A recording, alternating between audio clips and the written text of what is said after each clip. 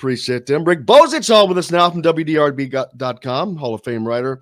Obviously, the big story for Indiana this week, Rick, is the landing Malik Renaud on Monday. We just had the announcement that Kofi Coburn is leaving, not coming back, waiting to see what Trace Jackson Davis is going to do next. And Indiana is in position to take a jump up in a lot of ways in the Big Ten, nationally.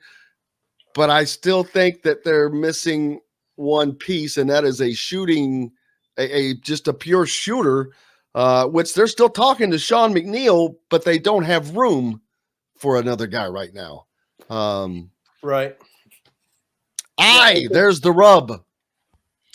Yeah, I mean, first of all, if Coburn leaves and that follows, Jaden Ivey and Keegan Murray and Johnny Davis, and, that does bring the rest of the Big Ten. Michigan, I think, will still be fairly good. Dickinson hadn't decided yet, and Caleb Houston, but I think Michigan projects to be a very talented team for next season because I think they also have a top 10 or 10-ish recruiting class. And it's hard to really get a feel for any team because of the transfer portal. We don't even know we're not even close to know what the rosters are going to be. But if Trace Jackson Davis comes back with what they have, I think Indiana has to be a preseason top 20 team. I've seen them as high as a top 15 team. And they should be a top 3 or 4 team in the Big Ten. And that's the baseline of where you want to be every season. Absolutely. And the one thing that they will add, more depth for sure. They've already added depth with Malik Renaud. But the one thing that I keep saying that they need and have not shown is that shooter, the guy that will knock down shots, that will hit a shot when you absolutely need it, that you can consistently count on to not necessarily score 20 points, but 12, or he's going to hit some shots when you need them. And they haven't had that, especially from the wing position. And maybe from that 2 spot as well. I'm not sure if Jalen Hood-Schifino will be a better scorer from that spot. But that's why the Dexter Dennis thing, I'm like, I know that defense is important, but Indiana was pretty good shape defensively last year. I think they need more offensive help than defensive. So Sean McNeil just seems to be a more desirable get than, say, Dexter Dennis. Yeah, I generally agree with you. I think what the problem they had last year, and we talked about it all season, is the guys playing the 2 or 3 had skill sets that were too similar. They were shooters who didn't always make shots. They weren't aggressive in getting their shots, and they were catch and shoot guys. They were not guys that were going to create their own shot. And so the defense, I think that made it the defense is easier to scheme for Indiana.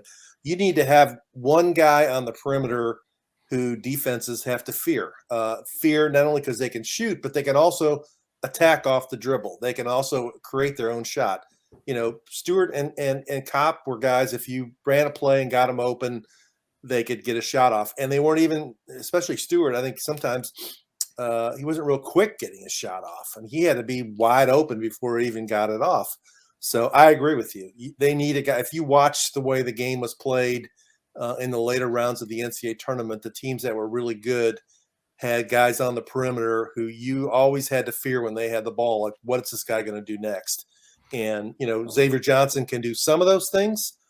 He makes a decent percentage of his shots, but, he's not what you'd say, is just a knockdown shooter. But he is a really good ball handler and attacker and things like that. So you put a guy out there who can do some of those things, and that'll take the offense up a notch. Because as much as all the talk about IU, the offense last year got worse in terms of offensive efficiency than it was under Archie Miller. So that's where the improvement needs to come. And I look at someone like Jordan Geronimo. We talk about Trace Jackson Davis needing to add a shot.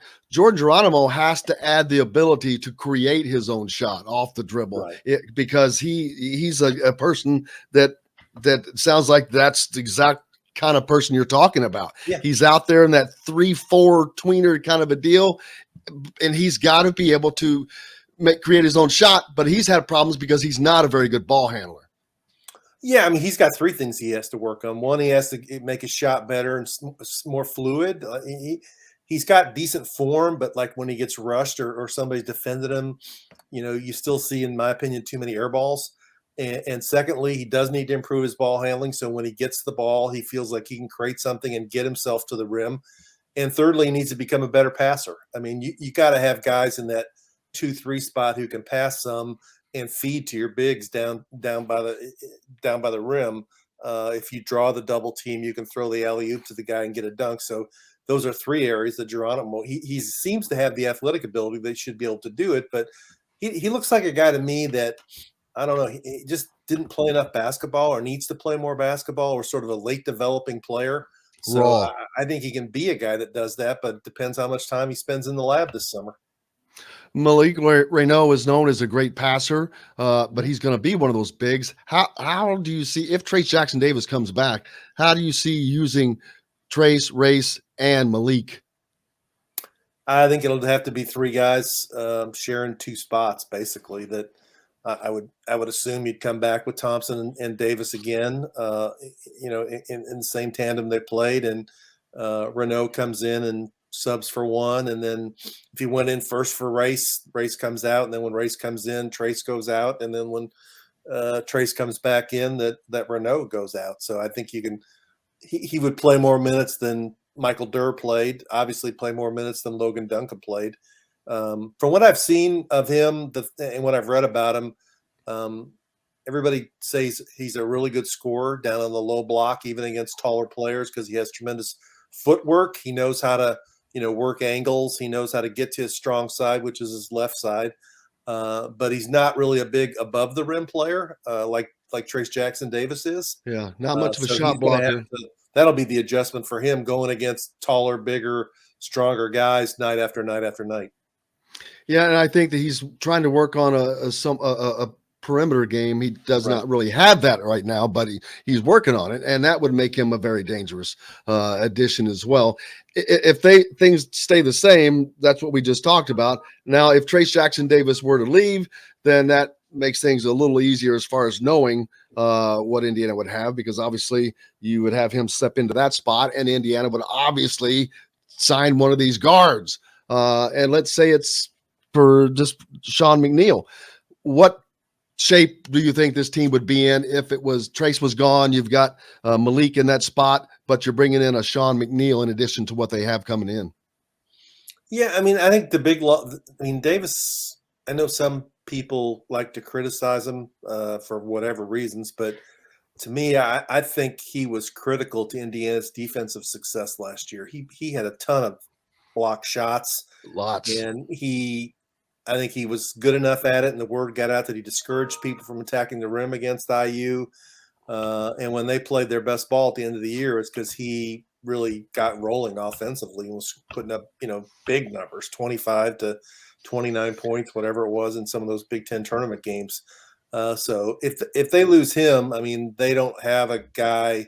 They're going to have to change the way they play. They're going to have to make up his points at two or three different other positions.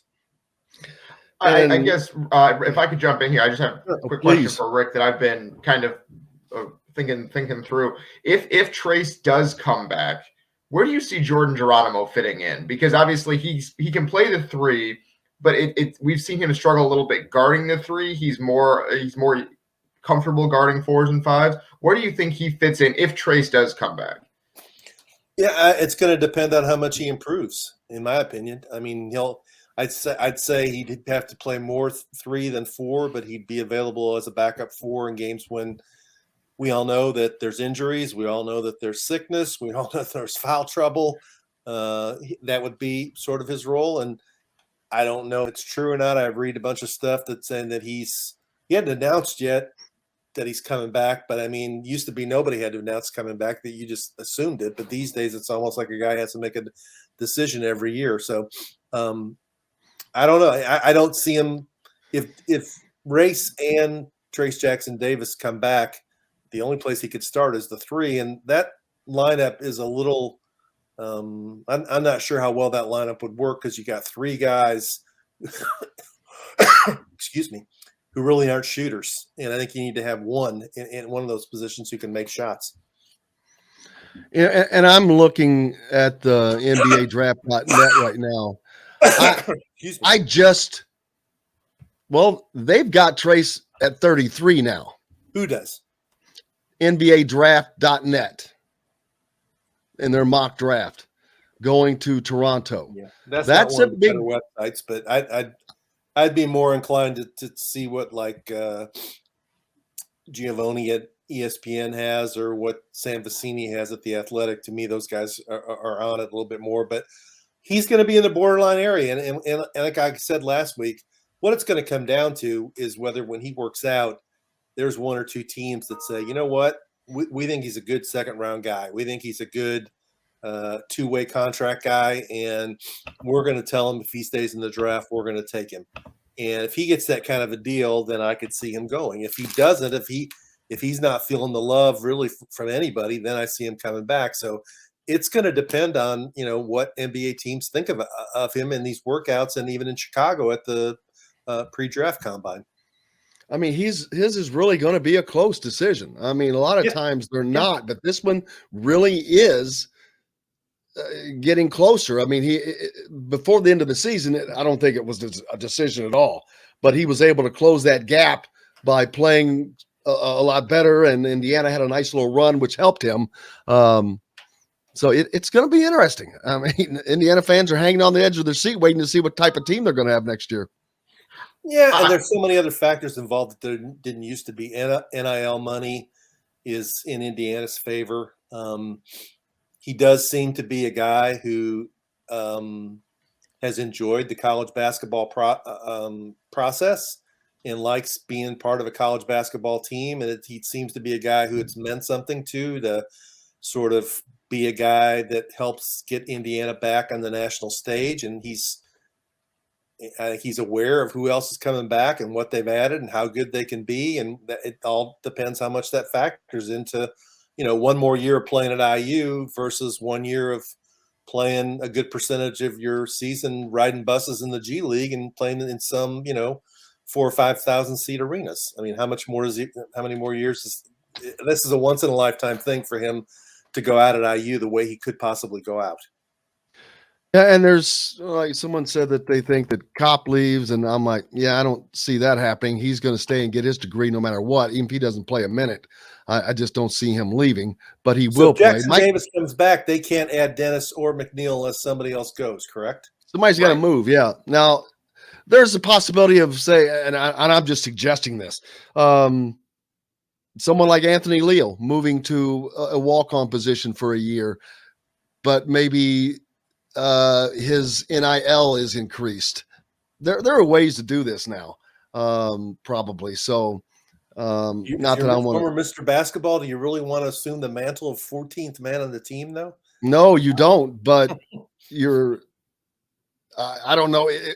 The way they're recruiting now and the talent that's coming in, is there ever going to be a position for him, for Logan Duncombe as well? Those guys that are there. And then last year, we didn't really see any. Well, it was just Duncombe's first season, but Leal's second season, and he had a couple opportunities and didn't really take advantage of them. So it makes you wonder, after 2 seasons with guys coming in, man, is you going to get pushed down, keep getting pushed down? Yeah, I mean, it's like you're standing on the runway and you see everybody that's landing in the airport is another guard, and you know they're coming in. CJ Gunn is playing his position, and Leal, he's gotten opportunities, and when you watch him play, he hasn't projected that he believes that he's an Indiana University starting guard. When he gets in, he doesn't look at the rim enough to shoot. He's not aggressive. He plays.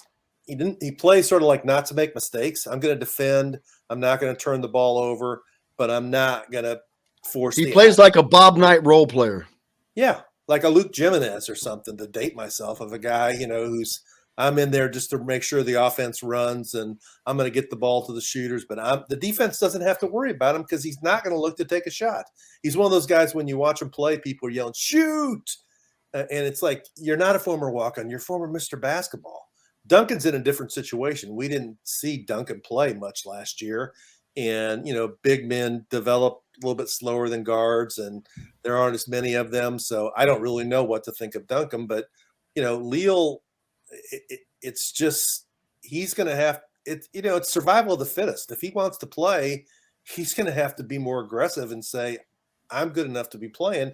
And in 2 years, we haven't seen that from him. That's what I think. Do you agree or disagree? Absolutely, Dylan. Yeah, I mean, I guess my thing is that the biggest thing with Leo is, I mean, we saw his freshman year where he hit those, I think it was 4 threes against Wisconsin. It was like, okay, maybe he can carve out a role on this team as the one guy who can shoot the ball coming off the bench is like an instant offense thing, but that didn't even materialize this year because he wasn't a great shooter even when he did have opportunities. When he did shoot the ball, he wasn't great at it. And I think to be that kind of role player off the bench as a shooter, you need to be a great shooter. And so I think you're right. He's an impactful defensive player when he does come on the floor. He has the athletic chops to play defense in the Big Ten. But you're right. He isn't super aggressive on offense. And I think that's going to be the next step for him if there is a next step.